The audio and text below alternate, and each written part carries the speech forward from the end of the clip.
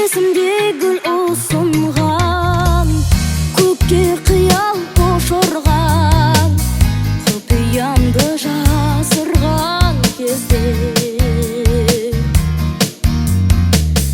ақ тілегін ақ кемел талай жанға бақ берген.